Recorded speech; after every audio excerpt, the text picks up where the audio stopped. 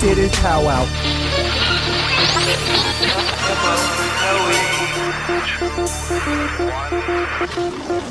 The Powwow with Mo podcast. What up? Welcome to episode 19 of the Powwow with Mo podcast. I'm Powwow. All right, man. So I have almost nothing again for current events, but I'm going to keep mine focused on just random thoughts and things that happened to me this week while you can do some current events. Okay. So what's going on? So, one of the first things I do want to bring up is about this. They're calling it a massacre in Afghanistan. There was an ambulance that had a bomb placed inside of it that as of right now has killed 95 people and injured 158 others. I have not heard about this like I would. I know if Obama was in presidency because, you know. Well, he would have told them where to drive it. Exactly.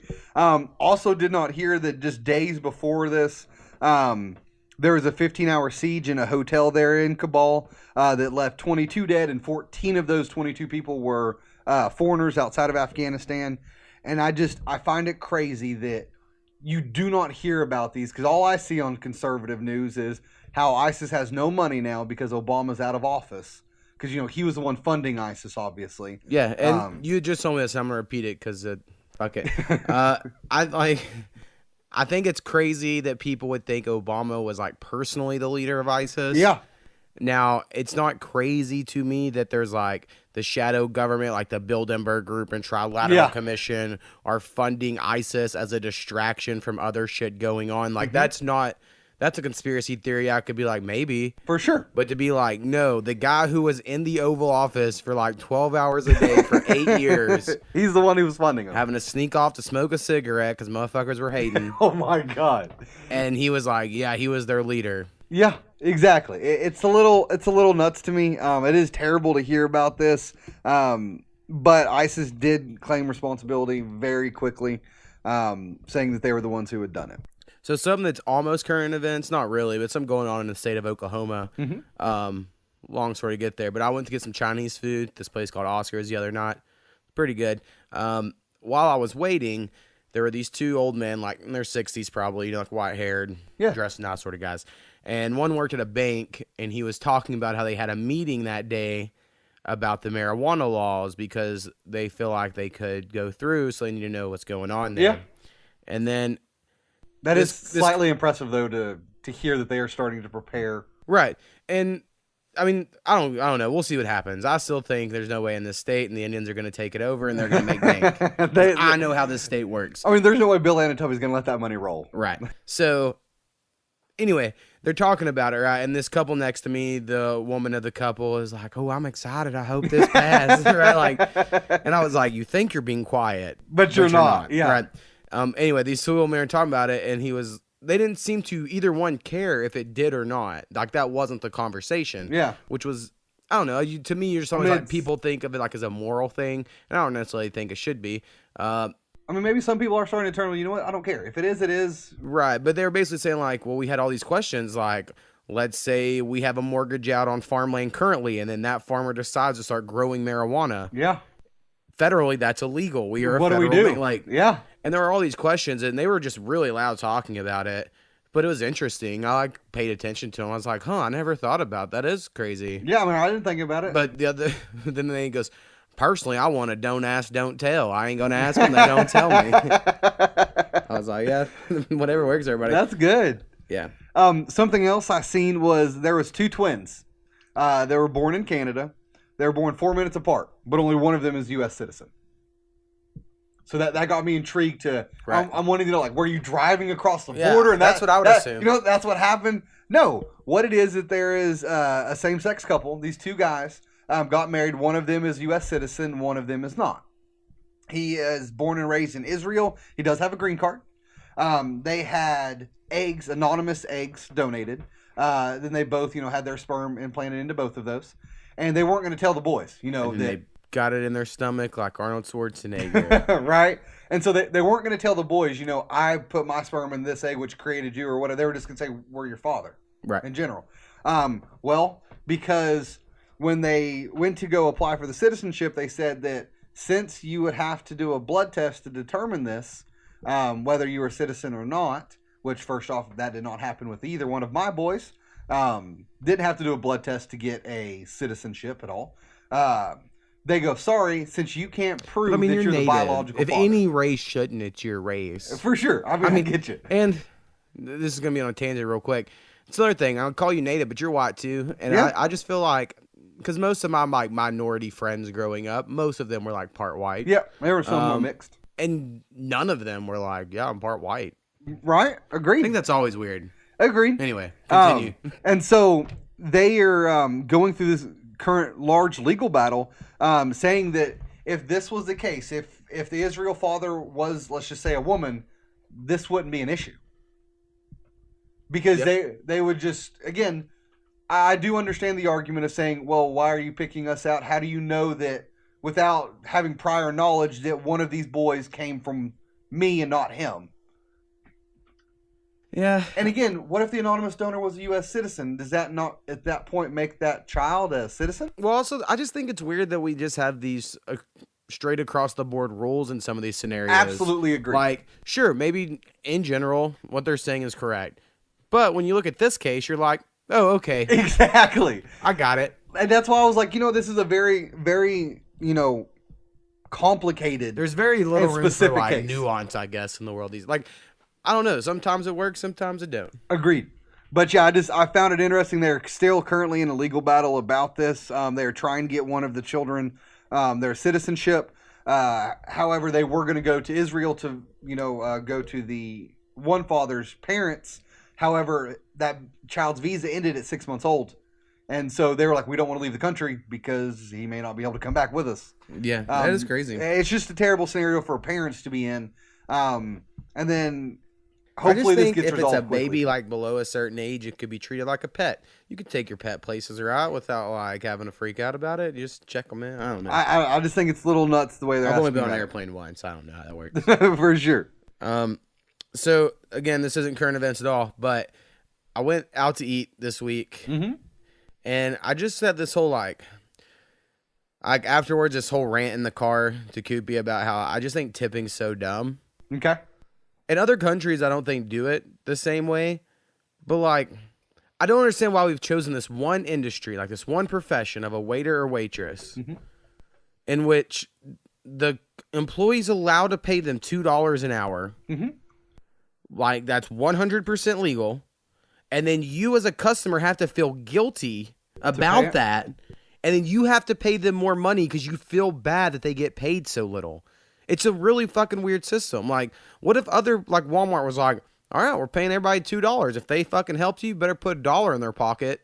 Like, that's so weird to me. Agreed. I mean, I do think that we have conformed to that restaurant industry. I mean, granted, there is a slight difference between, a grocery store and a restaurant person, but I get your argument there. And I agree. And I know some places are wanting to go to giving minimum wage and no longer requiring tips. That was something they wanted to do. However, But then now wait staff's pissed because they make more than that. and they're like, exactly. Right. It's, I don't know. It's all fucked. It's just fucked to me. It is. And now, like, so, like, in just my lifetime, because I remember when I first probably went out to eat myself, like, early teens, or like, you go with your friends out to eat, and, like, I knew, like, you had to give 10% tip. Yep. That was the rule at that time. And then by the time we got to college, it was 15%. Now it's 20. And now 20 is the thing. And I'm just like, why? Like, because, like, the menu prices have went up. So my percentages on what I did went up. It's only increasing. Agreed. And now we're increasing to the percentage because y'all don't want to pay motherfuckers To do exactly. I mean, I understand why. I understand why we should pay them if they're not getting with the $2.15 or $2.13 that they get paid. See, to me, I think it should just be minimum wage, and then if they're not good, you don't leave them a tip. And if they're really good, then you leave them a tip. Agreed. I mean, I've been to plenty. I mean, right now, I will not tip someone that's shitty. And I know people are like, that's fucked. But I'm like, no, for real. If they're real bad, it's not going to happen. I'm sorry. I mean, I'll always leave at least 10%. I mean, normally, since I was a waiter for quite a long time, I try leaving 20. Right. As long as you do a decent job for me, then I'll leave you 20. And the thing is, I know you're biased this because you were a waiter. And Agreed. when you were like, we lived together, and that was cool because you'd be like, hey, bro, I got like $300 a night. Exactly. And we do something. And that was cool.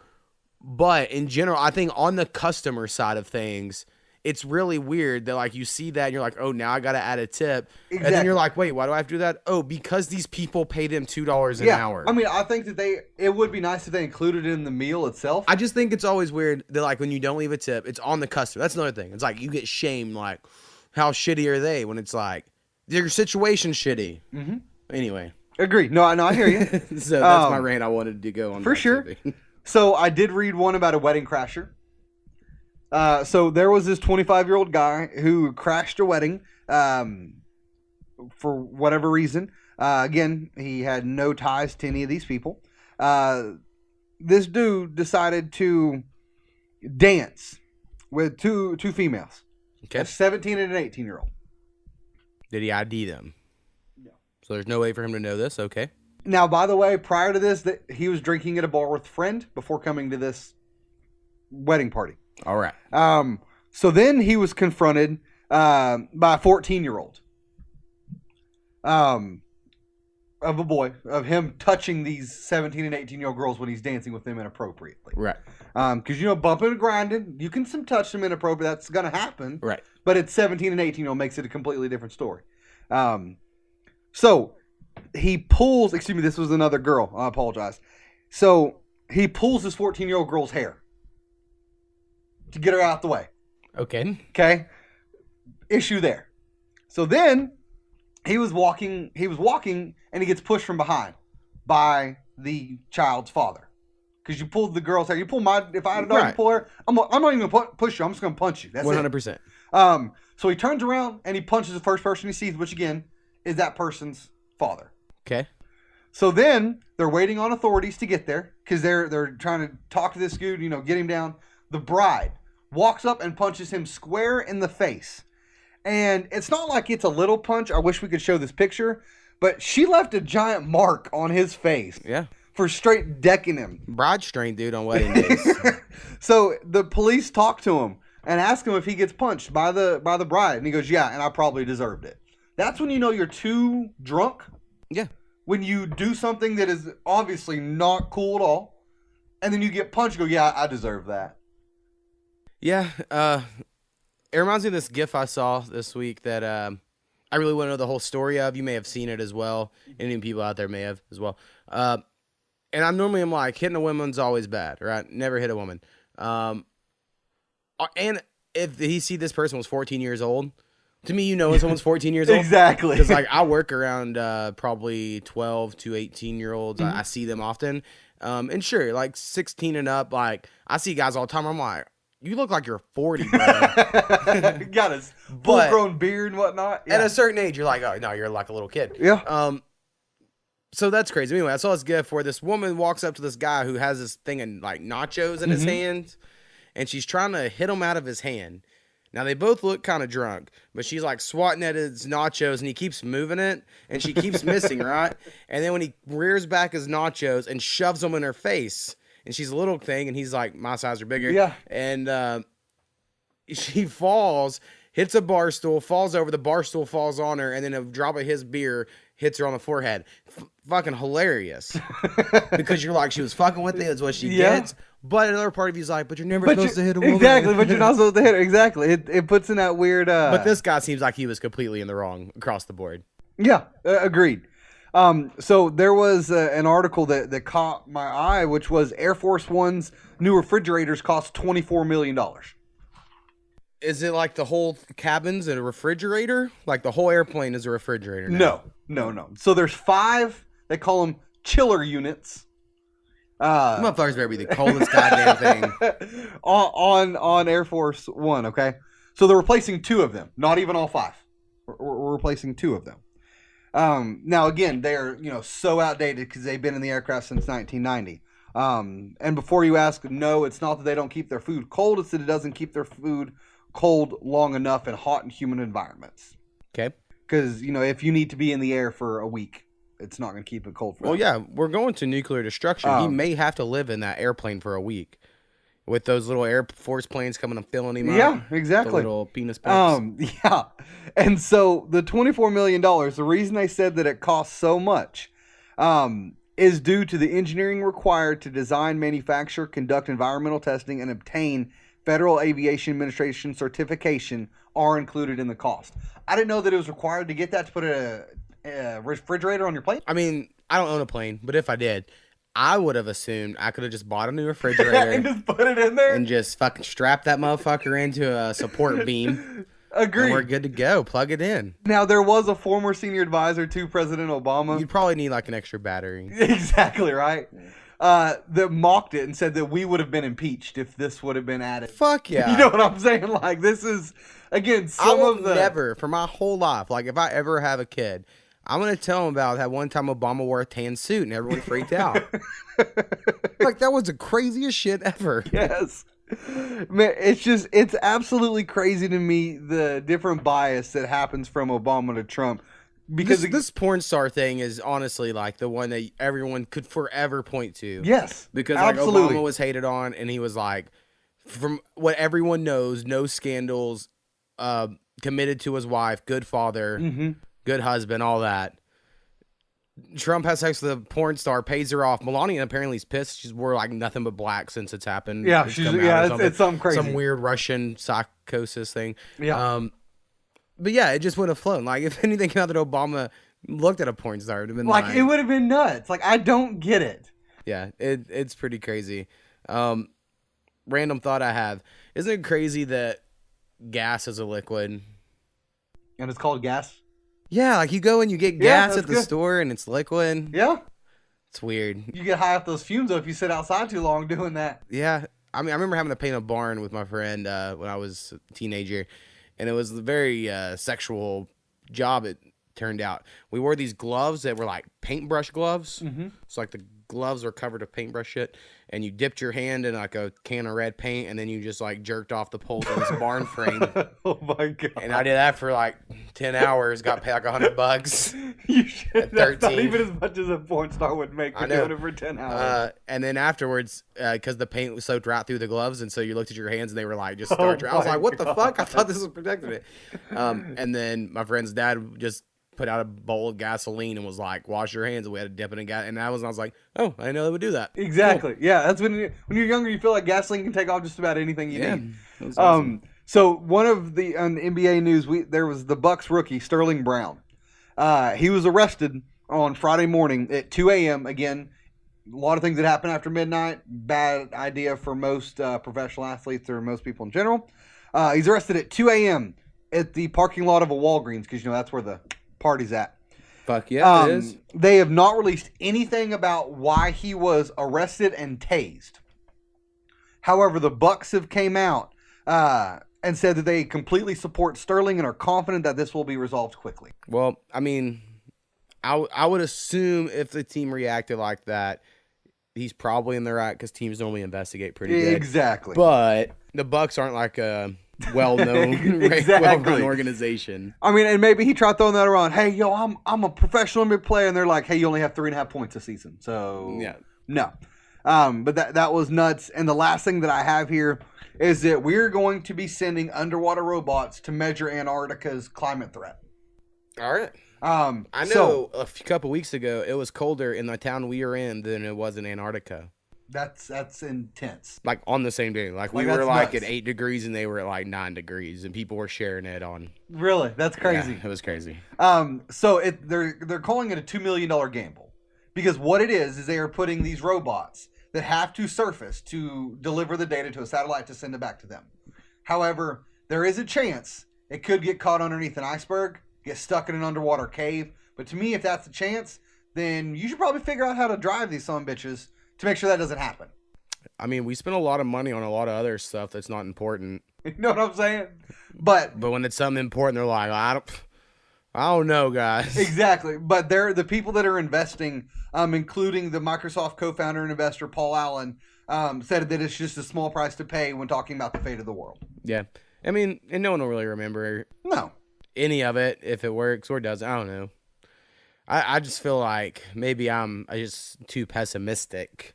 Yeah. But I'm just like, I don't see any way we figure this shit out, to be honest with you. I mean, I don't know what we're going to get out of this except for saying, yeah, guys, the shit's melting, we're in some trouble, and here's the info. I mean, and honestly, I don't think about it much because we're in a landlocked state. We're fine.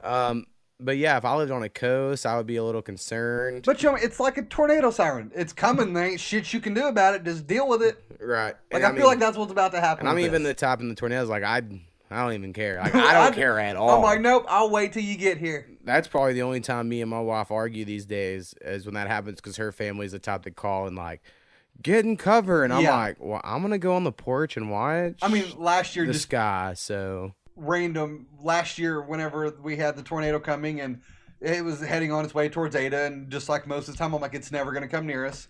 And then I've got the TV on, and they go, okay, the tornado has landed on Aloso Road. I'm like, oh snap, that's our road. This is like a mile and a half long. We're in some shit, so we need to get it. And luckily, it went back up, and we were just fine. But yeah, no, it is a little nuts. Me and my wife have the same arguments because I'm like, yeah, it's not gonna hit me. I'm good. I just remember when I was like 6 years old we were at a baseball game. You know, I used to play like t-ball, coach pitch, pee-wees, but like they were all the same night, like the games back to back to back, right? And so it was like I was in coach pitch or something, and then pee-wees were them playing, and a tornado touched down like a mile away, and like we just all watched it.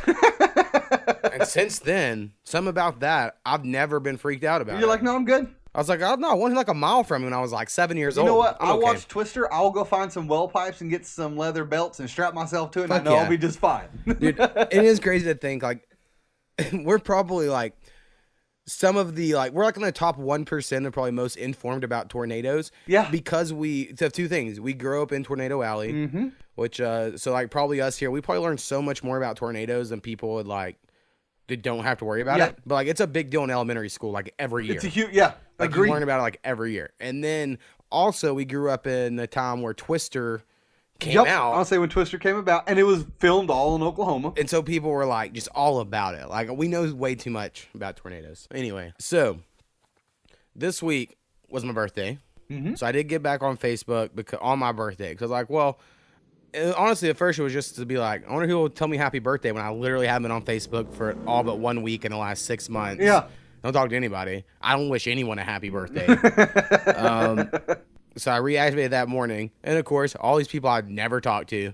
They post like, it. Happy birthday. I'm like, oh, cool. So, anyway, through that. So, do you feel obligated that now that they said that you need... Okay, no. I was just wondering. Like, and I look at because, you know, Facebook does that memories. Yep. And I was like 3 or 4 years ago, I put something the day after my birthday of like, thank you all for the birthday wishes. Guaranteed I will not give you any when your birthday comes around. Because it's just not the way I am. Anyway, I don't even know where to go to check that anymore. I used to, but I don't even mess with Facebook anymore. So anyway, through that, I still have it up because I started hitting the random people of like, check out our podcast. Like Demonic, EJ, all those people we talked about last week. Yep. I know them to listen because we can see their user, and they left comments on our track. Yep. But anyway, so I have a whole like biological family, right? So that stuff just kind of came up this week.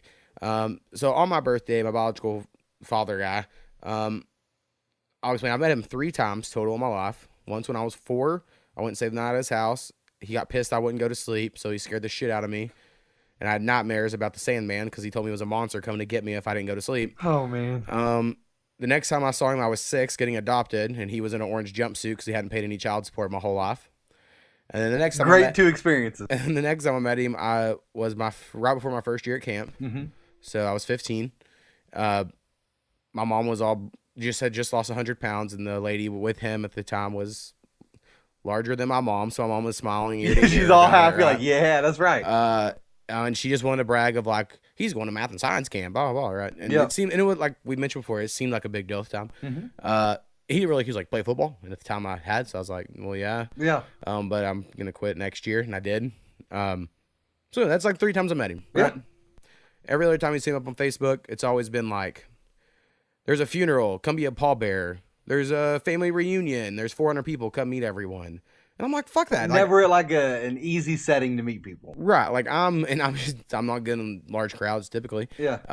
And the only reason I ever really kind of kept in touch was because I know I have 2 half sisters that I've never met or whatever. And I was like, well, maybe someday I'll meet them. So anyway, he tells me happy birthday on my birthday. I say thanks, says you're welcome. So I get curious and I click on his page. And this really got underneath my skin. Like all day on my birthday, I was fucking like I won't say pissed, but I was like annoyed because he puts a status of, can't believe today my son turns 30 years old. And you would kind of get it. I do. Like, is that not like fucking weird and fucked? Like, so, I've met this motherfucker 3 times. He seems like he's trying to brag that he has some sort of relationship with his 30-year-old son. Then like, I don't know. It just, oh my God, I was just pissed all day about it. I understand completely what you're saying. Mine was actually in a stepfather role that recently posted about something similar. And I'm like, sorry, man, you have no influence or you've done nothing with regards to helping me be where I am at today. And I understand exactly what you're meaning. And it is pretty messed up that he would, because it's almost like he's taking credit of, oh, my son's 30 years old, doing well because of me not being there at all. He didn't say that, but it seemed implied. It's implied. Right, and like all these people were liking it, and I don't know any of those and it just makes you even more pissed. No, I get it. Oh, I was. So anyway, through that, it's because I found his page. I was fucking stalking around on that shit. Yep. And so I noticed sisters, and I saw one of them, the older one, I believe her name's Summer. Actually, I know it is. And it wouldn't let me hit add friend. So I guess I already added her or whatever. Mm-hmm. And then the younger one, Chelsea, I sent her friend request. Now, when I was young, like 14, 15, and like Yahoo Messenger was a thing, I remember Chelsea had found me and we messaged for like 10 minutes. That's like all the conversation I ever had with any of them. So anyway, through this, Summer hit me up, we talked. She has like all these kids. She's like 28, so like basically my age. So I may meet her or whatever. She lives somewhat nearby. And we'll see how that goes. So we talked like one day. Hadn't really talked since then. But I told her, listen to our podcast. I was like, this may be really weird. We've got this podcast. And if you did listen to it, you would probably know me at the least. Yeah, at least learn somewhat about you, yeah. I was like, it's not all good. But yeah, you exactly. kind of get a thing. And then I've reached out to Chelsea, but hadn't heard anything back. And I don't even know if them two talk to each other, and I don't even think they talk to biological father. Like, in my head of being like, oh, well, they're all know each other. Because, like, like your family or my family is like, you're just all kind of around. Anyway, I don't know if it's necessarily the same way. So we'll see if that goes anywhere or not. But that was, like, my random drama of the week. Other random stuff. I've gotten to a point of where, like, I listen to a lot of podcasts. Certain ones I don't listen to as much. So, anyway, I'm getting to where, like, I don't have stuff to listen to because I drive around for my job a lot. So I randomly put in a CD this week. Haven't listened to a CD in a while, like, or just music in general. And I listened to Frank Ocean's Blonde, which is like one of my all-time favorite albums. Like, fucking love it. Like, from start to finish. And it's made like an album. It's like made to listen to like that. It's not made to be like, go to song 4, go to song 5 or whatever. Like, press play and let it run. Right, because it's kind of weird. And I remember like when I was making resin hits that I listened to that a lot, and just as soon as I listened to it, I was like, I want to write something. Like, whatever reason, that album has an effect on me to where I'm like, fuck, I want to make music. So anyway, if you need something to listen to, and have never heard of Frank Ocean's Blonde, it's interesting. I'm pretty sure he's gay. It's cool, but then he has weird lines that, like, if you forget that he's gay, will throw you off. Like, he's like, boy, I can be in your wet dreams tonight, and like this one line. And you don't, like, it doesn't bother me to hear someone say it, right? Because, like, I get his emotion is what you feel, right? But when you forget that, you're like, oh, yeah. For sure. Or I have a line like how he's like, I don't fuck bitches no more, but I'll fuck your bitch if you make me. Like, because, again, he's attractive, famous guy, right? Yeah. Like, anyway, I really enjoy his gay person swag that he brings into this world of singing. And I wouldn't really call it R&B. I mean, it is. Like, he's that good of a singer, but it's its own weird thing. And then also, I've been listening to my iPod, I told you the other day, and a song I listened to this morning that I wrote down because I want to bring it up, because it really is dope, is the Nick Cannon and R. Kelly song Gigolo. Because it came on the iPod. Gigolo is so good. Now, it's kind of dumb because a gigolo is like a man prostitute, but he's saying it like he's a pimp. Exactly. And so the whole time I was listening to it, I was like, I think you're confused what a gigolo is. But the song's real, like, it's super. It's like you just rhyming gigolo with hoe, and that's all you're doing. The beat's great. Yeah. And that's really what really gets it there for me. And then there was 2 things I watched this week that I wanted to share with you. Eventually, we're going to do top 5 stand-ups, and it's going to be hard because I feel like mine right now are like Dave Chappelle, Chris Rock, and just everyone I used to love. because I don't remember the names of everyone I really watch these days. But anyway, Tom Segura, he's like a Joe Rogan underling kind of, right? Like his homie, but the Joe kind of helped mentor, it seemed like. And he has a new special on Netflix that is just super, super good.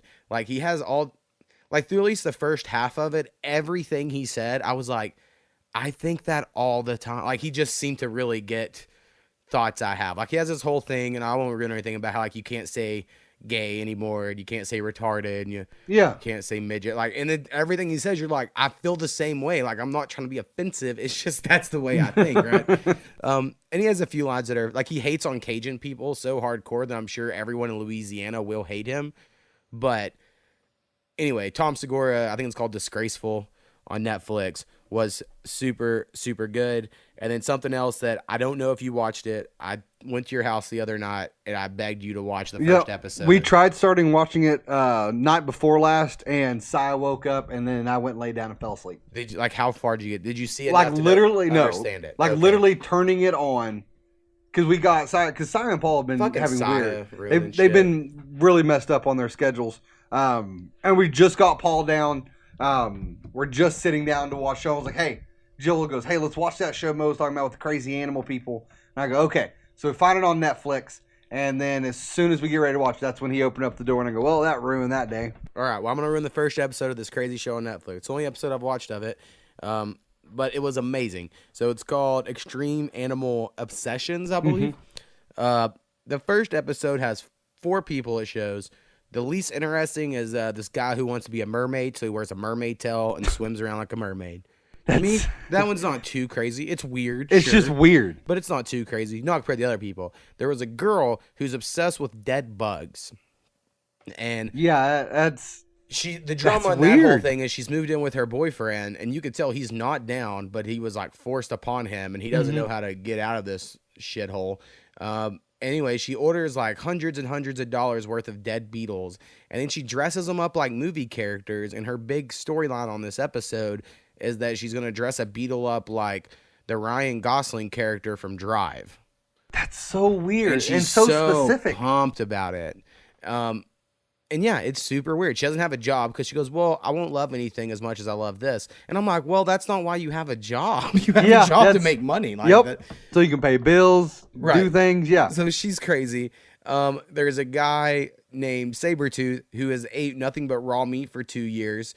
And he has things like where he's like holding a giant rack. So like, is his real name Sabretooth, or is that just what he goes? That's what he goes by. Because like, if he pulls a Chad Ochocinco here and changes his name to Sabretooth. Well, yeah, his whole family's freaking out. So he has like this whole deer rib, rack of ribs, and he's just gnawing on it, holding it in his hand like a fucking accordion, eating it. And it's fucking disgusting watching. He's just cutting off pieces. He says he's about 2.5 to 3 pounds of raw meat a day. That's all so weird. And then he also started fermenting it, but he wasn't fermenting in the, like, real fermenting would be like you actually can something and then you let it sit for however long, you can figure out the actual process. But this dude was just like cutting off pieces of heart and meat and throwing it in a jar and putting a lid on it. And that's not how you can. I'm like, that's not canning. That, I mean, yeah, it's in a jar. But that's not how it works. But that's not air sealed.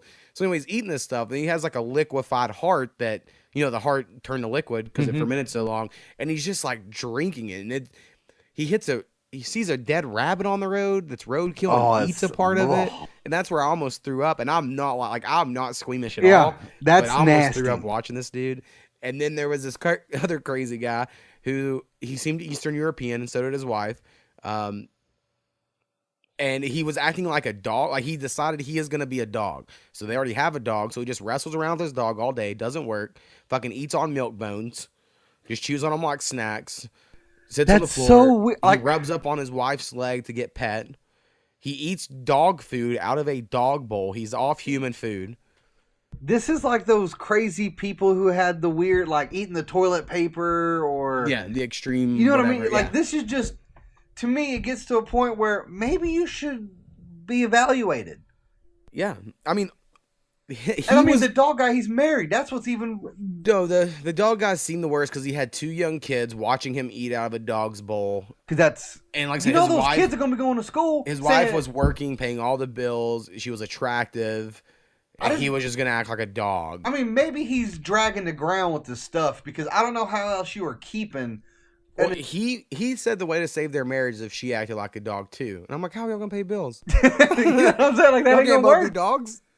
Oh, so anyway, my gosh. That's the first episode was so good that I haven't watched anymore because my honest thought is there's no way. There's no way to get better, right? There's no way it's better. But I would highly recommend if you have Netflix. we're gonna try to watch that because I'm gonna have to start with the second episode because I just want to see if it's any better or if it really is that's the best one or the craziest one. Right. You know what I mean? Like, did you give all the best? I bet ones there's at the beginning? There has to be some other good ones. Yeah. All right. So something else we're starting this week. And it might increase the length of our podcast a little bit, but every week we're gonna rather try to do a story time where we tell a story. Because last week we teased a story that I'm just gonna tell today. Yep. And then I also want to do like a remember when thing, but we may just do those every once in a while. Yeah. And maybe even in place the stories. We'll see. So the two I want to bring up today. So we'll do one of each today to kind of show what the plan is. So. Last week, we talked about our sneak night, kind of.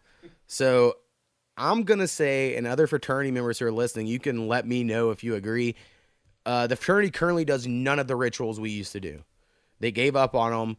I would love to talk about them because they are great stories, and a lot of them we were never allowed to talk about. And then we all have. Yeah. But not especially like this, right? Yeah, no. So we're going to tell some, if no one hits us up and is like, you can't talk about this, or this, then eventually we're probably going to talk about it. The other thing is they've made a lot of things public that weren't. Right. Like our secret mascot and things like that weren't public is all now. I don't even care about any of that. But you know what I mean? Like all Honestly, that stuff that was the thing secret. I'm thinking that was secret was the thing that happens the night before you get initiated. Yeah, I was going to say. Because that one's just funny. But anyway, it's the most scariest non-scary moment. So, sneak night. Typically what happens, and eventually we'll tell the story of our Big Little Night, which this will be like a sequel to, or that will be a sequel to this. Yeah. So our sneak night, what happens? We had 18 pledges when we were going through. We were like a pretty large pledge class for our small school. We had as many pledges as members. Right. So what they did was they kidnapped the best pledge. And let's make sure we're clear, not actually kidnapping, but... No, I mean, it is. I guess you could say, I mean, sure, you're an 18-year-old person that's having to agree with it. Agreed. But there is very little choice. Exactly. But it's not like they duct tape them up. Exactly right. It's like, hey, you're staying here and you can't leave tonight. Yeah. So anyway, in our case, they took the best pledge, the one that knew all the stuff already, and then the pledge that knew nothing yet. So that was our friend Jay. Yep. And I'll try to keep everyone's first names or whatever. And then our friend J Mac. Yep.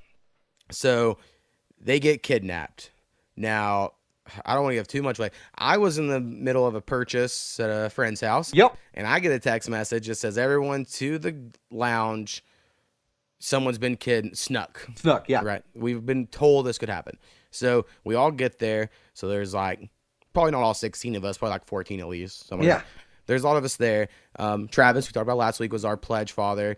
And so he was with us. And then Shelton was our pledge uncle. And so he was there. And then it was like, all right, first clue is they gave us a clue, but we figured out we had to go to Norman. Mm-hmm.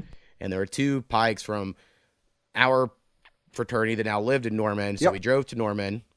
On the way up there, I was like, hey, guys, I happen to have some weed in my pocket. And there was, because I was driving. You were driving, LV Fish, and Shelton. And Shelton. We were all in my car, yeah. Was in the car we were in. And I remember we saw them guys zigzags. Yep. On the way out. I remember. So I took care of that. And so we were like the cool car or whatever. Yep. And then, all of a sudden we look over and someone's doing, what do they call that? Goat brains? Yep. Someone in their car is bending over their testicles between their legs doing goat brains on the interstate.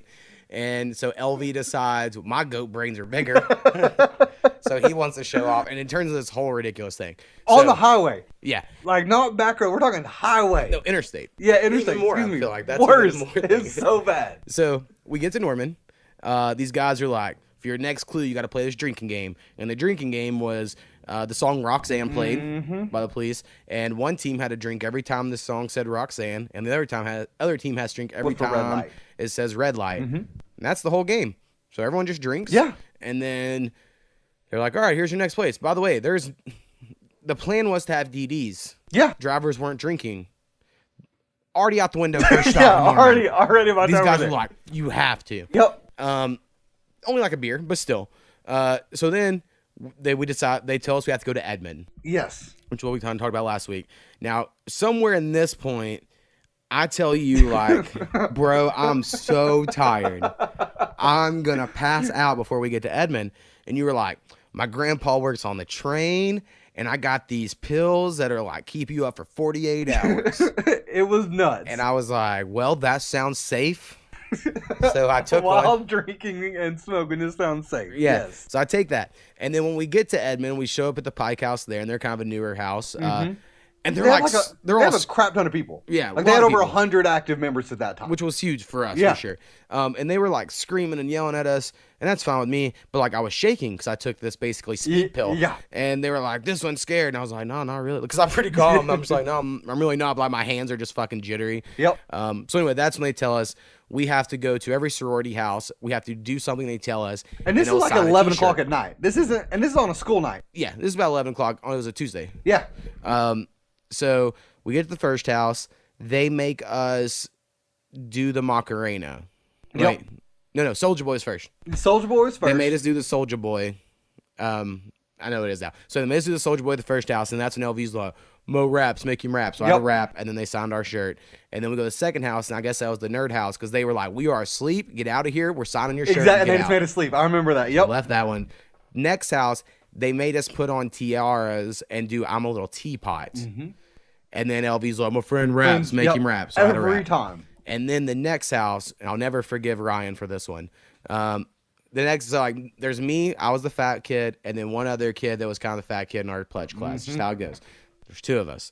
So we're walking up to the last house, and they're like, y'all have to take your shirts off and model our bras. Yep. And he was like, peace. And he just left. Yeah.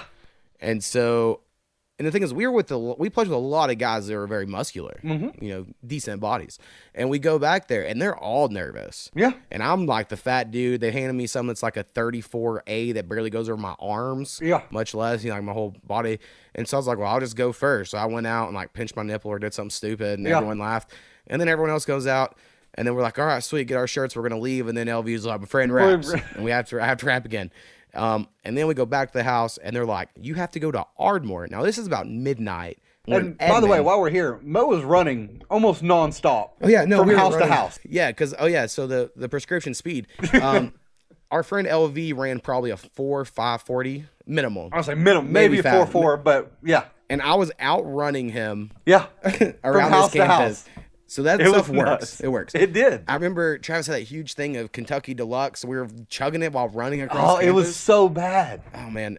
So anyway, tell us to go back to Ardmore because that's where our fraternity brothers are at. And we were like, okay. And Edmond to Ardmore is probably 2 hours. Yeah.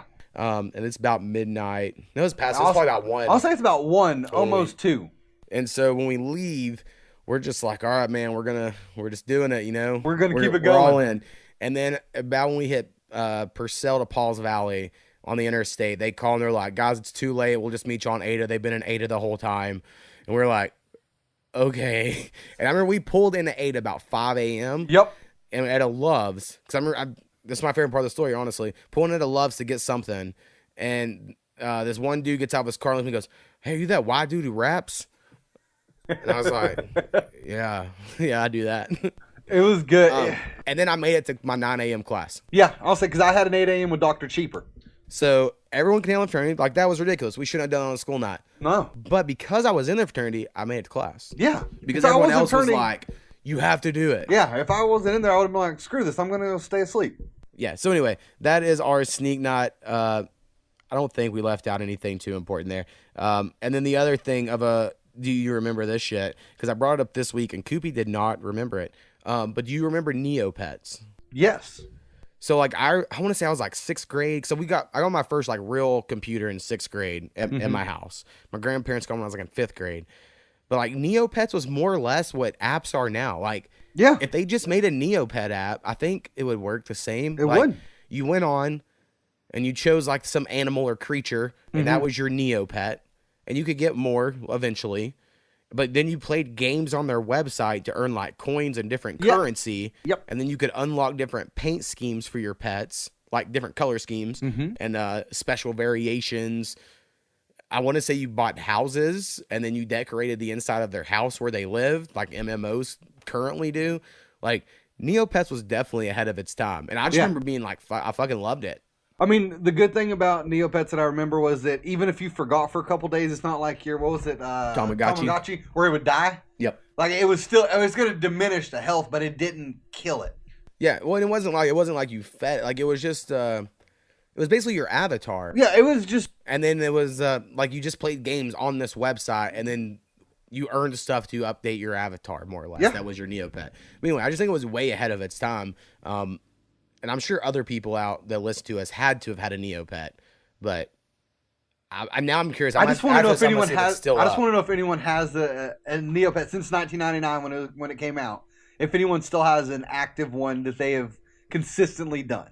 Is the website still running? I know because I was looking up here, and Viacom bought it in 2011, and they sold it to Knowledge Adventure, and they still have it active. However, whether they've kept up the servers, if there's any major bugs or anything, I don't know about that. But it still says that as of now, that site is still active. I have to look into it after this episode. We're gonna see. All right, we're going to take a quick break. We come back. We got an email from a listener we'll get into. Yeah. And then we'll get to our top 5 list, which will be top 5 favorite NFL players of all time. Yep. All right.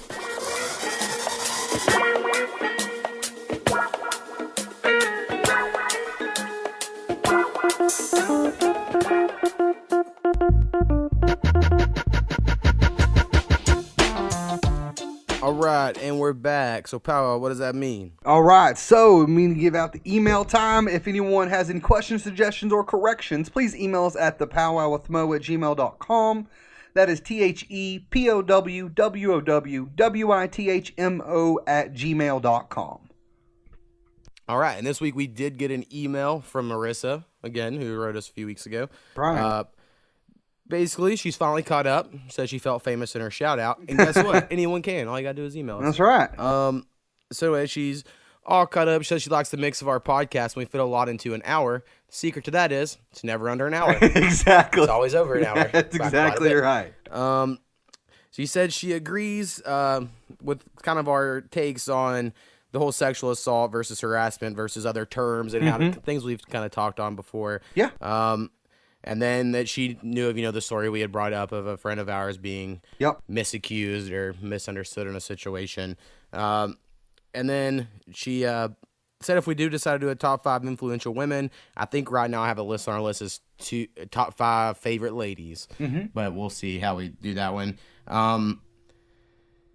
She things we could do like a mom, aunt, teacher, coach, blah, blah. Honestly, I would love for it to not be family members in some way, like immediate family members, just because I feel like you have to put those up. Like you have to like mom 1, wife 2, grandma 3. You know what I mean? Like, or else.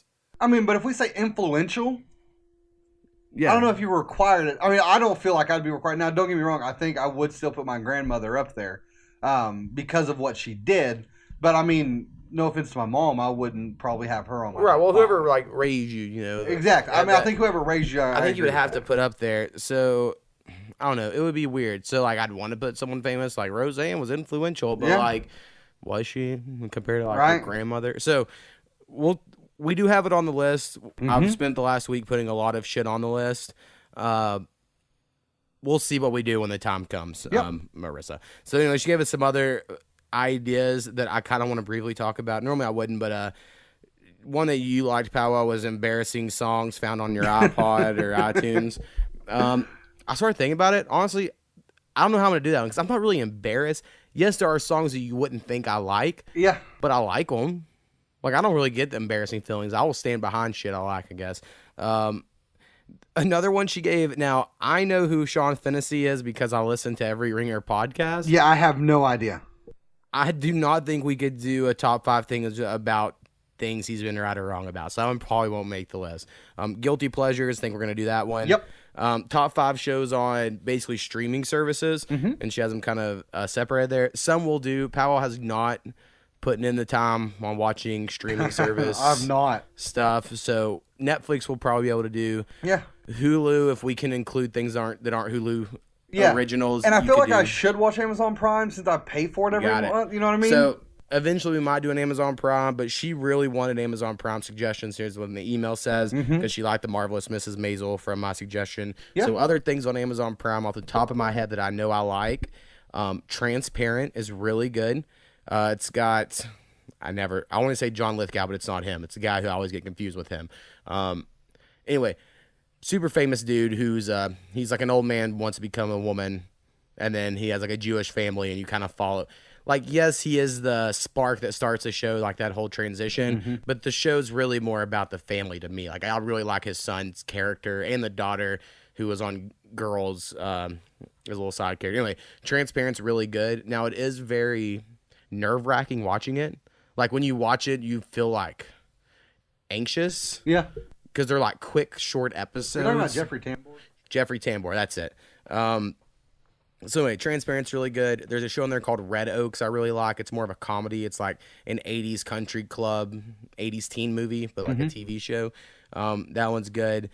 I liked Man in the High Castle, Kupi Did Not. It's like based on a book that what if the Germans and Japanese won World War II and then they split up America? So it's like everything east of the Rockies is the Germans and west of it's the Japanese, and then like the Rockies there's like a resistance American movement. And it's interesting, like, because it starts off, I want to say the first episode, like a cop pulls someone over and is like, oh, I see you have a flat tire, you know, you need to get it, like being a really nice guy, right? It's set like the 80s or something. And then it zooms out and you see the Nazi symbol on his arm, because it's like, if that happened, people would have still been people in America. We just would have had a different government. So anyway, it's really interesting. I mean, they're still racist, right? So there's that whole thing. Anyway, interesting show, but it is kind of boring. Like, it's slow. So like, you kind of have to be in the mood for it. Those are the only ones, like, off the top of my head I really know I like. Catastrophe's a funny one, but I haven't really watched all of them. And I'm sure there's, you know, plenty of others. But and Marvelous Mrs. Maisel, but she's already watched it. I really, really like that one as well. But, all right, so let's get in our top five. This week, we are doing top 5 favorite NFL players. When I put it on the list, didn't even think about the timing. Time worked out well. This next week is the Super Bowl. Speaking of that, just real quick, what do you think of this Super Bowl that's going to happen with the crusty Eagles and the Patriots? Well, I think you look at the quarterbacks the Patriots beat. They've had the easiest quarterback opponent probably ever to get to the Super Bowl. I mean, they're obviously the favorites. Of course, everyone wants the Eagles to win. And Nick Foles is okay, but I find it hard to bet on them. The reason I want to see it is because I want to see the drama that would happen if, and this exact scenario would have to play out. Nick Foles wins Super Bowl and he's MVP that game. Yeah. What at that point? Obviously, you keep Carson Wentz. He's better. I mean, obviously, I think you keep Carson Wentz, but how much are you going to be able to get for your star quarterback getting his ACL tore to having a backup come in and just beast it? Yeah, I mean, it all depends how Carson wins. I think you probably go in the season next year with both if you can, and then trade one. You know what I'm saying? Do you trade it before then and get yourselves a king's ransom on the draft? No, because Carson Wentz might not be the same. That's true. I don't think you risk it. But I'm not the Eagles. So. Okay. But yeah, honestly, this is probably the least interested I've been in a Super Bowl, but could have been the most interested if the Jacksonville Jaguars would have won last week. Yeah, so. That's for sure. I'm interested in JT at halftime. Yeah, I really hope he brings Janet back out. She just goes full boot. I don't know how many I've seen of those. I think it's bullshit. We act like she exposed her breast when she had a pasty on. Yeah. She might as well have just worn the pasty, the way everyone acted. Now, I remember watching that Super Bowl and being like, what? I was at my Uncle Bill's house when that happened. Yeah, it was great. So anyway, our top 5 list. Honestly, I don't even know if I really stand behind this in my real top. These are basically like 5 guys I liked growing up. I don't have the same sort of draw to players in football as I do in basketball. Like when me and Dom did the basketball one, as soon as I wrote it down, I was like, Gary Payton's on the list. Like, because I just knew there were people I loved, right, that had to make it. This one was way hard. I'd like look up a list, like, oh, I do like this. And I mean, there were some I remembered. Yeah. But when it was like, you know, Jason Sehorn was cool. Exactly. But I don't fucking love Jason Sehorn. Anyway. And then someone like I didn't put Brett Favre on my list, spoiler, but it's because we know this dude Dylan, who loves him so much. Yes. then I'm like, well, I don't You really. You can't love him as much as Dylan does. He ain't even close on my Agreed. line. I don't love nothing like that. Agreed. So things like that kind of kept him off. But anyway, pal, what is your number 5? So my number 5 is going to be Warren Sapp. Yeah, he was definitely on my honorable mentions. I liked him when he played. I remember being at my grandparents' house watching ESPN one night when they done like the Pro Bowl skill competitions back in the day. Yes, and he would destroy it. That's why I liked him, because he was fun in that stuff. Because they didn't wear helmets on that. You could see him laugh and you connected more. Agreed. And I mean, he was just such a beast. It was ridiculous. Now, I remember watching that year with the Bucks. When John Gruden, when they won the Super Bowl, and they had Derek Brooks there as a linebacker, you had Warren Sapp, and it was just a really good whatever the barber, I can't remember which one. Rondé. Thank you. And their defense was so legit, and I want to bring this other one up because I don't know if you have him on your top 5, but arguably one of the best fullbacks to play. No, he's an honorable mention. Okay, he's mine as well. So Allstott, I was drawn to him. Plus, I'm always drawn to those coaches. Allstott was the coolest white football player in the 90s, Yes. straight up, or in early 2000s. Yes, but it was just something about him. And then, I guess he's similar to my personality where he doesn't care what a lot of people think, and he just goes off the rails sometimes. Right. But I loved him, and he was a ridiculous athlete for how large of a person he was. Right. Well, and he got called out on cool songs like "I Stayed with 2 Nines" like Warren Sapp. I mean, he was just a beast. But again, I'm very similar to yours. I could probably go through this and do a couple of different top 5s because I'm not that drawn to every one of these players. Like, I know I like them. Exactly. But I'm not like number 1. Fuck yeah. I mean, I know my number 1 and 2. I would probably stick the same. Well, I know what your number 1 is, and I left him off because I figured it would be your number 1. Even though I did really like him. Yeah. Whatever. All right. My number 5 is my only Jacksonville player, and I just did it because I felt like I had to have a Jacksonville player. So my favorite Jacksonville player, who is Maurice Jones-Drew. MJD, man. And really, it's all because of one play. So, Okay. remember Sean Marion for the Chargers? Yeah. And how he got that With his steroid? and his pop? crazy, yeah. Yeah, and he got popped for steroids, and then he got suspended, and then he came back, and he was back a couple weeks. And he came in the blitz. I know exactly the play you're talking And Maurice about. Jones-Drew and just blows him up. He's so short. Yes. But he's like so stout, and he blew the fucking like. In that one play, I was like, I love this dude. He's so Yes, great. I remember that. But I mean, I don't think he left Jacksonville on good terms. Remember, like he wanted to leave, but I don't really blame him. I mean, Fred Taylor was better, and Fred Taylor was the running back when I first started watching. Was a running back forever, but I was just young then. So Maurice Jones-Drew was like the first good one that I saw got drafted, And that's the one that and I was like, yeah, that's my dude. And they've never had a quarterback that I love. I mean, I liked Mark Brunell way back in the day, and then Byron Leftwich I always thought looked too chubby, which I know is like I shouldn't hate on that, but he just did. And then David Garrard had Crohn's disease and missed every 3 weeks. And then Blaine Gabbert, I wanted to like Blaine Gabbert a lot. I really was down for that. Well, and I they thought got he was rid going of to him be decent quick. coming out of Missouri. I mean, he did pretty well in college. And they got rid of him quick. Blake Bortles never heard of, and we'll see what happens next. But Maurice Jones-Drew is probably my favorite offensive player that they've had. So just because they're my favorite team, I at least had to throw him on there. I hear you. All right, who is your number 4? So my number 4 is Calvin Johnson. In my opinion, one of the best receivers of all time. Could have had probably the best career ever if he would have continued playing, if the Lions wouldn't have been such D-bags and got him actually support around him. See, But I don't know. I agree. Yes, he's big, but and the same in basketball too. The taller you are, the more likely you're going to get injured and not have a long career. Agree. I mean, he did have ankle problems. I don't think he's ever beaten Jerry Rice's shit. You No, know what I mean? Jerry Rice, I think, could come into the league right now and play at 50 whatever years old. I mean, that dude is just in shape, and he was never like large. He was all smart. No, and he ran like 15 miles a day or something ridiculous. Stamina, right? I mean, I agree. Calvin Johnson's awesome. I just don't know if he could have been the best of all time in like the way the game, because you get hit hard today. Agreed. I mean, I guess I should put it that I think you take the prime on legs. prime. In my opinion, Calvin Johnson. To me, the play that I remember is the Cincinnati Bengals had him triple teamed in the end zone. Right. And he jumps over all 3 players and grabs the ball and gets a touchdown. I mean, he's an athletic freak for sure. I mean, he could catch, when they did the sports science, and he could catch a football anywhere within a 2-car garage. So could Justin Blackman. So But what he up? got stoned He too would much. have been on my list. God damn If it. he would have been playing some more. But Calvin Johnson was a freak. It does suck the how he parted, very similar to Barry Sanders, parted very badly from the Lions organization. Now, granted, Barry Sanders has tried coming back and being more influential. Also wonder how much of it is just like, I have a bunch of money and I ain't trying to get CT. It could be. And he just didn't say it that way. Well, I know one thing that made him mad was that they made him pay back the $890,000 part of his signing bonus.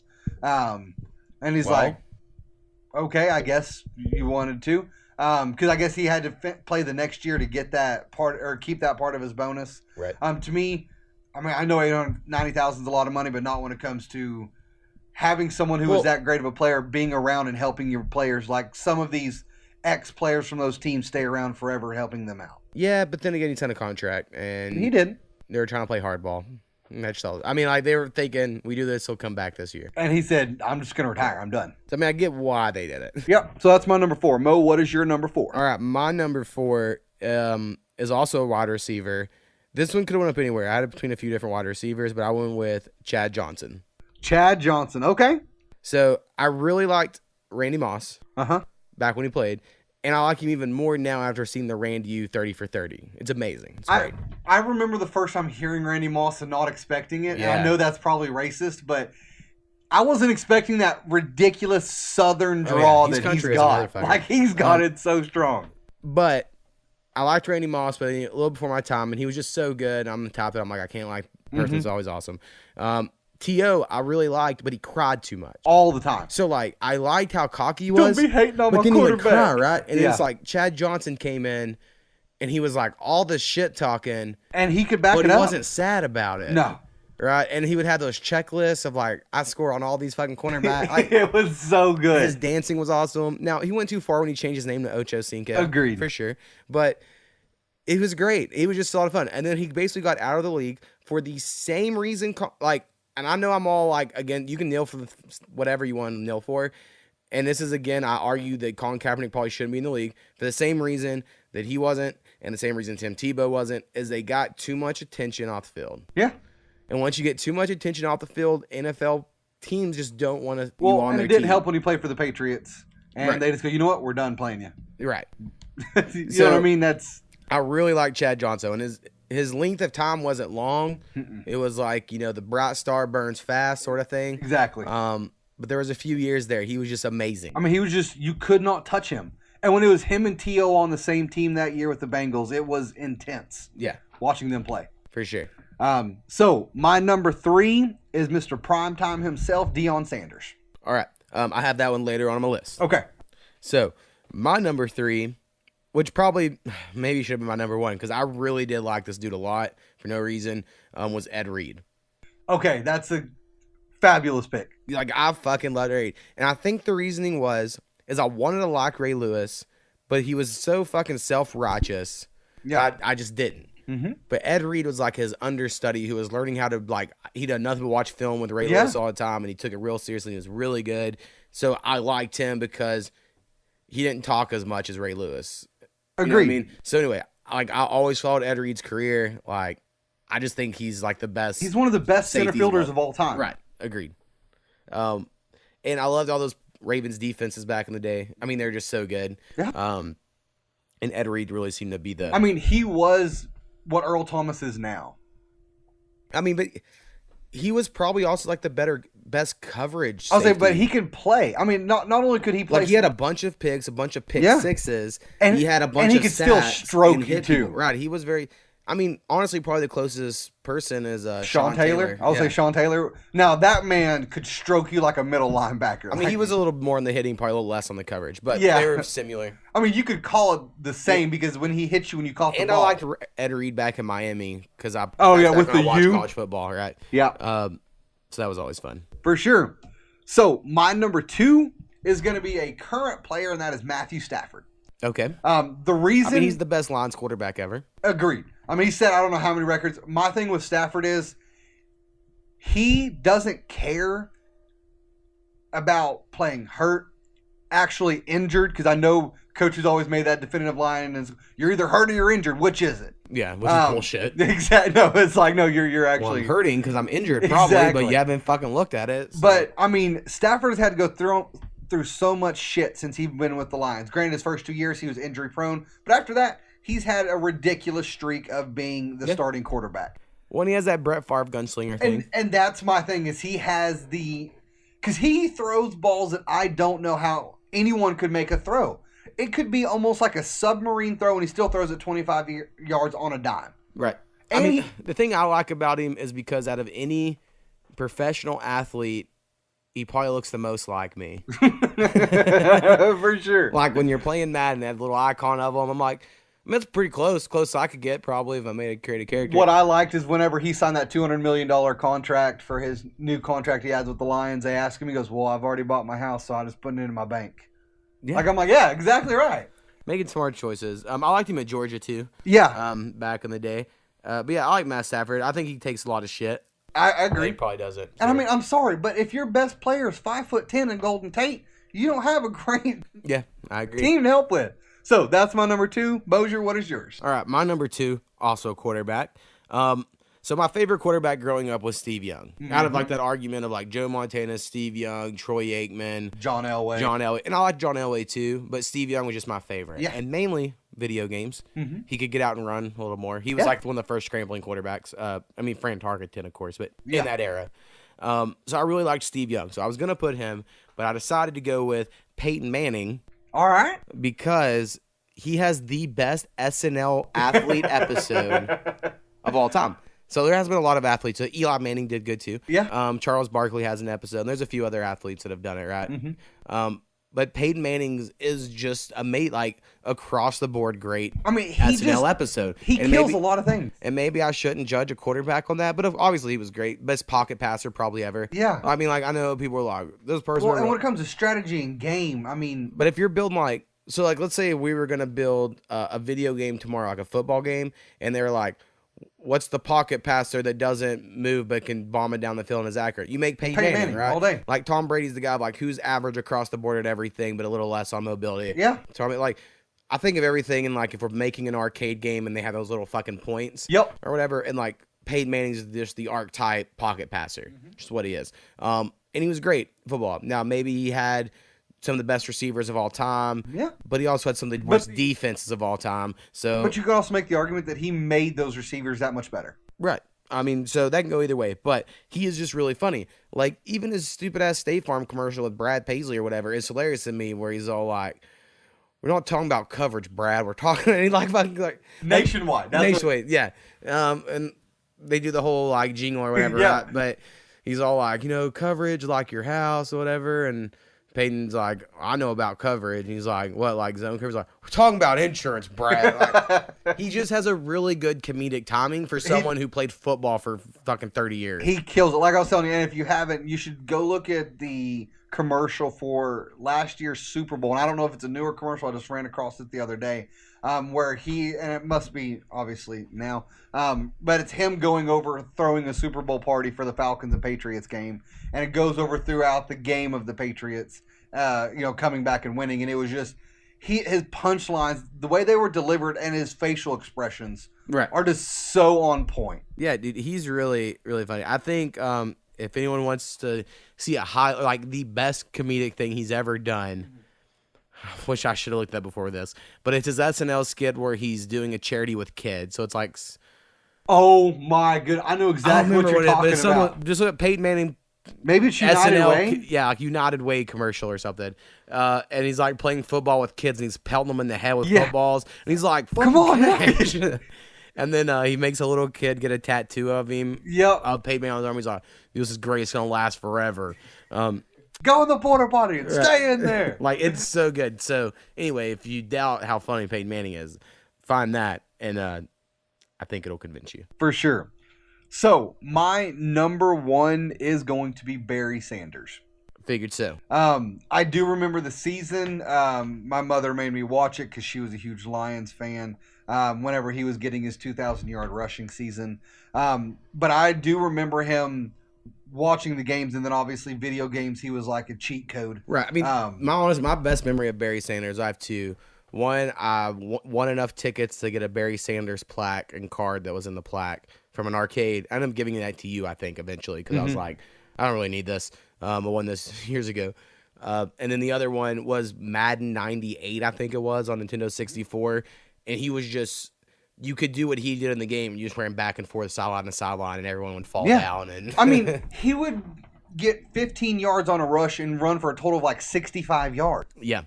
I mean, you could say whether that's good or bad. See, and that thing is eventually, because when I first started watching, I wasn't playing football yet, right? I couldn't start till 5th grade.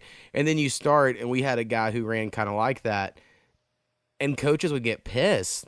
They'd be like, run straight. Like, north and south. Yeah, north and south. You don't know this east and west. You ran 60 yards a game, 3 yards. And I'm like, that makes total sense. But when Barry Sanders did it, it was awesome. Yeah. And like, he had those fucking jello ankles. Oh, man, it was... I mean, the thing that... And then you see him now, and you're like, there's no way that you were that awesome. Yeah. Because, I mean, he looks about the same, just a little wider or whatever. Yeah. But he just never looked like that type of athlete when you saw him out of But pack. he just agree. I mean, he could make you fall down, and it's intense. I mean, he only played for 10 years. Yeah. And, I mean, I know a lot of people are like, why did you walk away? And he's like, well, I wanted to walk away. I was done. Maybe he was thinking, hey, I'm tired of getting my ass knocked out. And y'all have nobody around me. I want to be able to walk. Yeah, I need to be able to do things. I mean, there's a lot of guys that played the era before him, though, that, like, can't walk. Yeah. They can't do stuff. And maybe he's like, I'm not going to deal with that. Right. But, I mean, he is being brought back into the Lions organization, which is good to see, to have such a prominent player. I mean, even during the draft every year, they have him announce at least one pick at some point during that time. Right. But he's such a phenomenal runner. I mean, I don't want to say athlete because that's not the case. Right. But his running ability and his juking was just, it was ahead of its time. I mean, I would argue, I have no idea if this is true, that they put a juke button in Madden because Barry Sanders. That would not surprise me if that fact came out. Yeah, agreed. The meeting was called the Barry Sanders button, and they decided to add a juke. But all right, so that's my number one. Mosier, go ahead with yours. All right, mine, I went with Deion Sanders. All right, man. Which was your number 3. Yep. Now, again, I don't really like saying like he for sure is, but like when I first started watching, like the first game I remember watching of football and like noticing and caring about was Super Bowl 30 between the Cowboys and the Steelers, and he played for the Cowboys. And then I had cards of him on the 49ers, and I'd be like, what? Like I was so confused right at that time. But he was really good, and he had all those great quotes. I loved his bandanas. Oh, and always, he had chains, and he just was fun. I just liked his dance that he did. Right, that little like hop. as a little kid, I just found him to be really entertaining. There was a book in our library, like Prime Time, and it was about him running in track, baseball, and football in college. And I mean, he was one of the 2 sport athletes because he did play baseball. Yep. Where he was actually able to make it to the pros, and do well. Well, the thing is, other guys could. I still think now, like Jameis Winston could have. Yeah. But they don't. They choose one. They just chose not to. Exactly. Right, and so it was cool that he could do both. I don't really like him as much now. He's in his whole reverend mode or whatever. Yeah. But when I was young, I really liked him. But yeah, he was just really fun. And I guess I just always like defensive backs because wide receivers talk a lot of shit when they're good. And so defensive backs that talk shit are always really fun. Like, that's why I like Jalen Ramsey now, right? Because he talks shit back to the wide receivers. Yeah, I mean, and he could talk, and not only that, I remember watching his punt returns. Oh, yeah. And you're like, I mean, he was pre-Devin Hester. I mean, to me, Devin Hester's that next person who came in. I mean, he beat Deion's record of touchdowns punt returns for touchdowns. But his athletic ability, I mean, I just looked this up and I didn't realize he played 9 years in baseball. I didn't realize it was that long either. It was from 1989 to 1995, and then he played in 97 and 2001 with the Reds. Huh. But, I mean, I remember this one stat, which was he had the National League Triples champion in 1992. I mean, he was no Bo Jackson when it came to that amazing of an athlete in both. But he wasn't like a home run hitter. But he wasn't. I mean, he couldn't break a bat over his leg like that. But Deion Sanders could talk so much trash, but he could back it up. Yeah. I mean, he would cover the best receiver and wouldn't care. He's going to talk trash the entire time.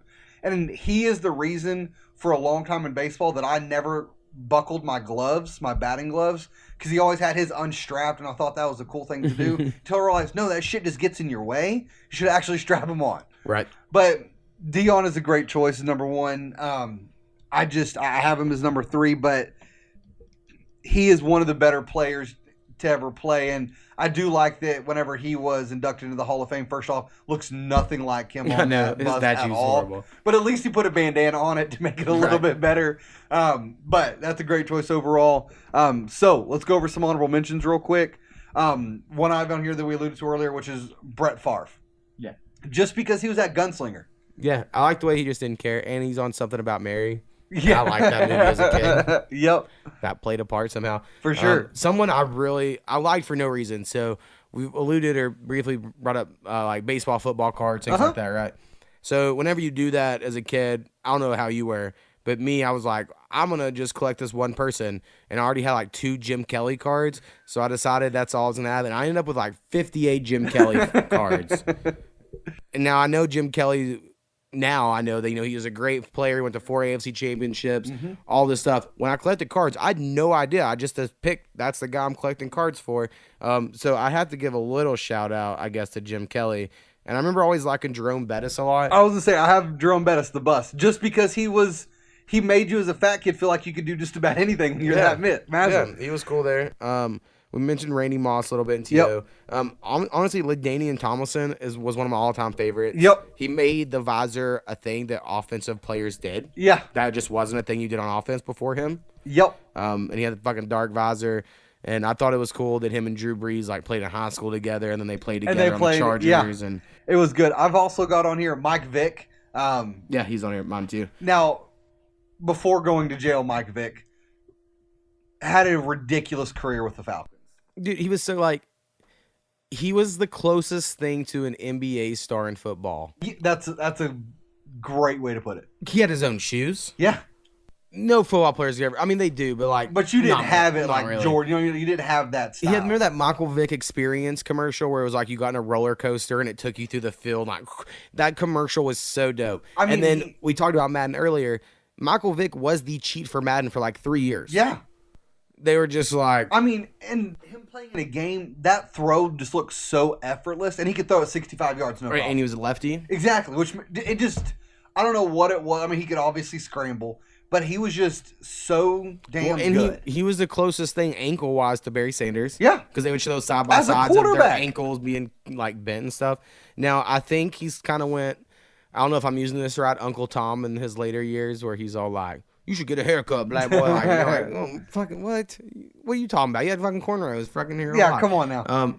Honestly, I don't, and I know it's a hot take. I don't care about the dog fighting thing. I mean, I care about it. Like, I love dogs, but I also grew up around people that raised pit bulls to go out and hunt like hogs, and if they got injured, that was part of it, and they would fight them against like. And I think he was just raised in a Southern culture where that was just normal. Well, just like the Adrian Peterson thing. He was raised as getting beat, and that's how he became what he is, so he thinks that's okay. When I was 14, I had a job in a watermelon field, and I was one of 2. My other friend was white, so we were the 2 white people there. And they were always telling me about their chicken fighting. This one dude... the cockfighting? My favorite Mexican guy I worked with was dude Roy, because he could speak really good English. So therefore, he was my favorite because he's the one I could talk to. Yeah. And Roy would tell me about all their cockfighting they would do. And I was like, what? That's all. He's like, this is why they live. They wouldn't be born unless this was what they... And like, see, like to them, it just wasn't a thing. And it was interesting. I'm like, well, that's just how they were raised. So sure, it was fucked that he did that.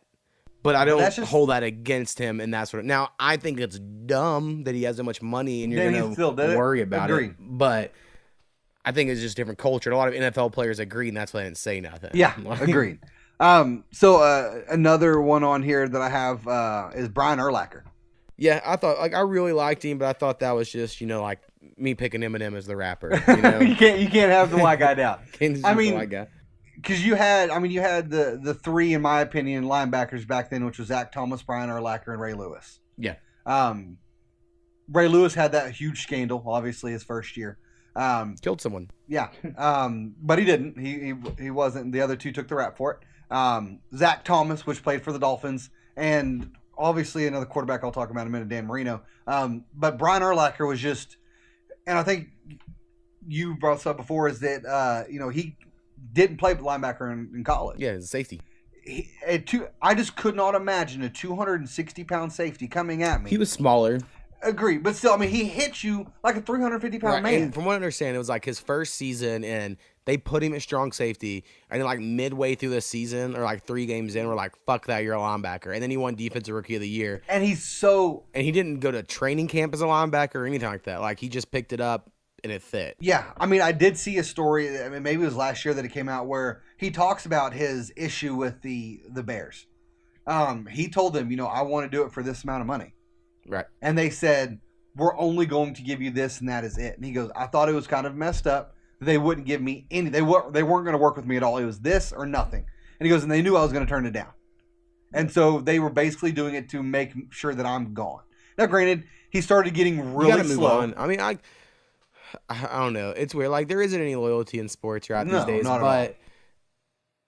Then again, it's because guys want to keep playing. If guys retired early, then you can't go too early like Chad Jones. If you just go at the end of your contract, all right, I'm done now. Yeah, it can end well. But now it's guys want to keep going or opposite way. Agreed. And then the other thing that I have an issue with is Brian Urlacher now has hair. What? And it throws me off. Oh yeah, he done a commercial, right? He throws me. I was like, that's not Brian Urlacher. That's some double. Right. That's not him. He has to have a bald head because he had a bald head growing all up the entire 20s. Right. He had bald head. That is crazy. The only other person out on my list that we haven't mentioned was Keyshawn Johnson. I really like Keyshawn Johnson too. Keyshawn was awesome. I do have Jerry Rice we talked about, and then one person that currently still plays that I absolutely just think he's great is Marshawn Lynch. I mean, I don't think he's like a great athlete, but I like him. I mean, I think I like his personality. I think as an athlete, he's great. I mean, to me, like, I don't understand because I remember when he blew up when the Seattle won, right, and he became a bigger deal. Then I remember being like, I always liked his personality and stuff, and he was good. And I guess he was consistent for a lot more years than you realize, and that's how he got his numbers. I mean, I just didn't realize how good he was with the Bills. To me, he was never the best running back in the league. No, and I'm not saying that.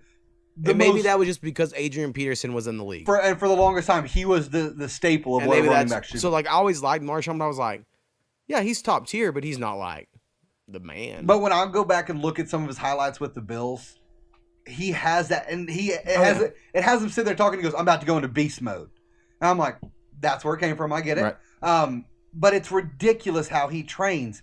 There's video of him on the beach where he's wearing boots, like army boots, right, doing quick feet drills in there, and it looks like somebody who is on grass just with those 1 ounce shoes, and it's insane to me. But what cracks me up is his attitude. Yeah, he's cool. I don't give a shit attitude. Well, he was funny on the league, and that was still one of the funnier one of my favorite beginnings I've ever seen. Conan O'Brien's Clueless Gamer, if you ever need something to watch on YouTube. Mm-hmm. And the one with Marshawn Lynch is real good. I don't know. I really enjoy his personality. Yeah. I guess that's my thing is I enjoy his personality. I'm not a Seahawks fan whatsoever because I just don't like Russell Wilson. I like Pete Carroll. Huh? I like Pete Carroll. I like Richard Sherman a lot too. Yeah. These days. By the way, I hope the Lions pick him up this offseason. That'd be fantastic. I'm thinking Jacksonville. They just add to that. Well, they don't need another corner. They don't need another one. That's all. Dude, Bouye fucked up in that Patriots game, all right? Yeah. That's all there is to it. Not as bad as the Saints. He was there for 1 year to train Jalen Ramsey, and we'll get him out of there. That's what I say. For sure. So, next week, just to give a little preview, we are doing top 5 favorite bands. And when we talked about this, Mo, you said that these has to be both instrumental and singing. You're right. I only have really one rule. There has to be instruments and singing. Now, mainly because I don't know many bands that don't sing. Now, if you're like, the New York Symphony. Sure, I'll take it. I'm not going to But I don't heard it. But, like, no boy bands because they don't play instruments. Yeah. I love D12, and I love the song My Band by D12, but I don't think that counts. No. We can do rap groups. That might be one eventually. Also, we can do that one later on, yeah. But it will be bands. It doesn't matter the genre, as long as it... Now, eventually, again, because we're going to need more ideas, we might eventually do 80s rock, and more specific or whatever. But for this one, we're going to just open it up to as long as there's instruments. So I'm just going to ask this question real quick. What about native drums, because it is a band where they are singing and they are all actually playing an instrument. I mean, like, I know you literally listen to that all the time, so I'm fine with you doing it. Now, we can't play any of this because we don't like have it or whatever. I feel like that'd go against something, but you could tell people to look it up. Maybe they would. So just know when you put that as your number, whatever, people are gonna be like, "What the fuck's he talking about?" Yeah. Yeah, I mean, that's fine with me. I just maybe wouldn't put more than one of them. No, I've only got one. I've only got one. Here's your best one. I already know probably what my top. I know what my top two are 100%. I know your number one. Actually, I know my top three 100%. My 4 and 5 are gonna be. I'll have to think about it this week and see for sure what we come up with. All right, so that's all we have this week. This is episode 19, so we're almost at 20. Seems like almost an accomplishment. And I guess if you listen on iTunes, rate us on there. Something that happened this week on our SoundCloud page is people commented on the track, and I forgot that's a thing you can do. So like, if you wanted to go, if you listen on SoundCloud, there is a button you can hit where you put comment at. It'll put like whatever time you're listening to it at, and it'll put a comment there, and we can read it. If you would prefer to do that as opposed to writing in, if it's interesting enough, we could bring it up. Yeah. But I try to stick to just the emails, and then share it with people. Travis hit me up this week, said he's got his girlfriend listening. Sweet. Her favorite episode's the one with Koopy. So we might have Koopy back on and do a top 5 books or something soon. Okay. We'll see. And yeah, tell people about us if you think they'll listen to podcasts and like it. And again, whoever you people are in San Francisco or Japan or wherever that's listening to us, please write us and let us know who you are. We would like to know everyone's listening. It could be. Could be the government listening. Watson and all that shit. For sure. All right, man. That's all we got. All right, stay classy, guys. Peace. Peace.